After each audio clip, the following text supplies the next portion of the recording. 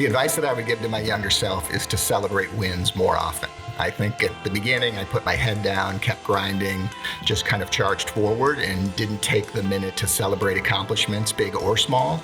And I think that's something that we got to do, not only for ourselves, but for our people. The advice that I give to my younger self is to embrace adversity and obstacles. Life doesn't always go as planned, and that's okay. Be adaptable and trust the process, and know that sometimes those setbacks actually become the best things that will happen in your career. If you're going to gamble, bet on yourself. Consistency is the key to success, and there's not much that you can't come back from. The advice I would give to my younger self is stay focused on growing the knowledge and skills. Confidence comes from competence, and the true potential comes from the inner strength of yourself.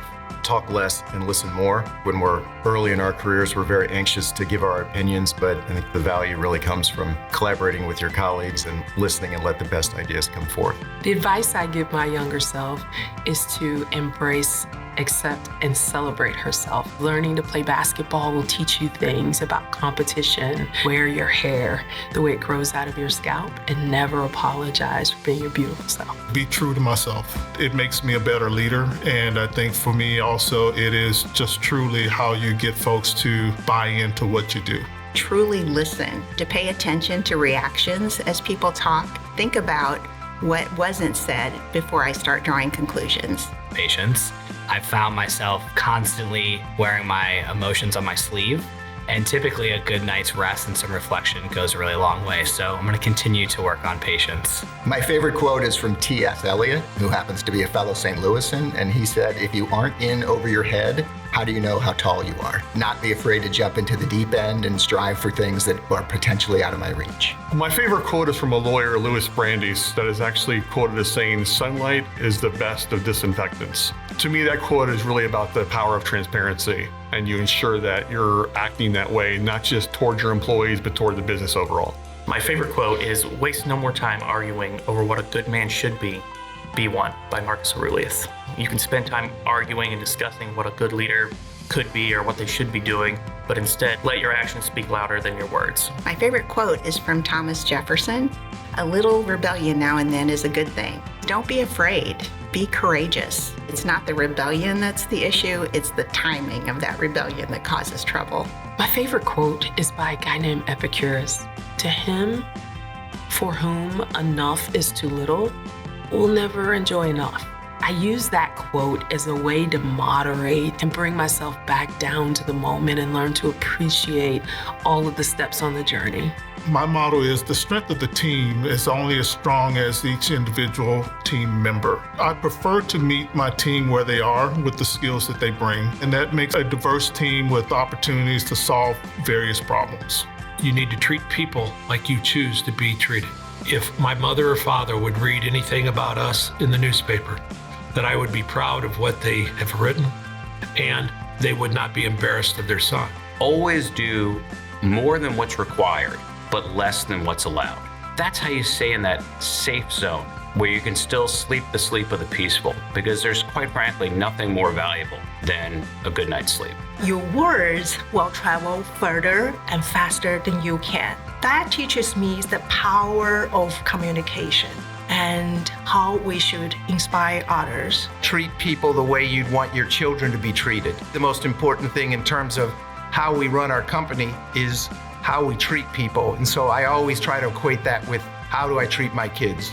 A defining moment in my life happened about 5 years ago. I had a medical condition and a tumor that left me without hearing and some balance issues. It caused me to really slow down, and because of that, I was able to better connect with our clients. A defining moment in my career was meeting Steve Gund. He's the president of the Gund Company. He introduced me to servant-style leadership and really put me on a completely different path in my career and professional development. My life is not necessarily made up of one defining moment, but a series of smaller events that have occurred. Whether those events have been endured or embraced, they've all shaped who I have become. I shouldn't be the same person that I am yesterday, today, and I definitely won't be the same person I am tomorrow. The first company that we had was construction, not necessarily something I was well versed in. We were able to get that company over $1 million in revenue, and at that point I knew that we were kind of on the right track to making something really, really special.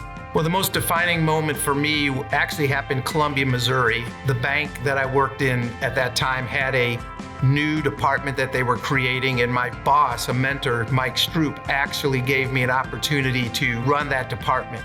That put me on the path to being able to be a lending officer, and that's how I got to be where I am today. We launched a beer for our 21st birthday. It was an homage to Moose being an agency in the alcohol business for over 21 years. That helped propel me to the presidency as well as a Titan 100.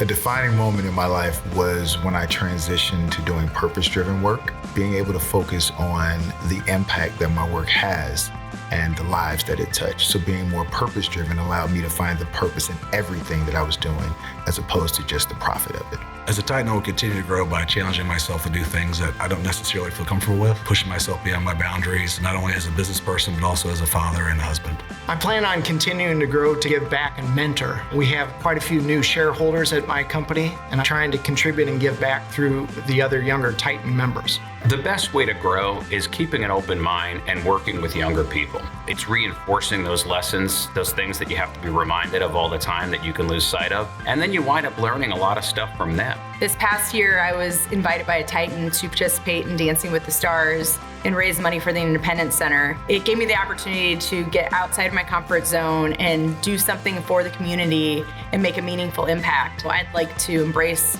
other opportunities to do the same thing. Continuing to try to be as adjusting and adapting to change that I can. Train, teach, mentor young people that we have coming on board in order to be able to share with them the knowledge that I've had for all these years. As a Titan, I would continue to grow by ensuring that I actually participate more, get more involved in the community, especially in the St. Louis area, opportunities to really grow and foster my continued education going forward.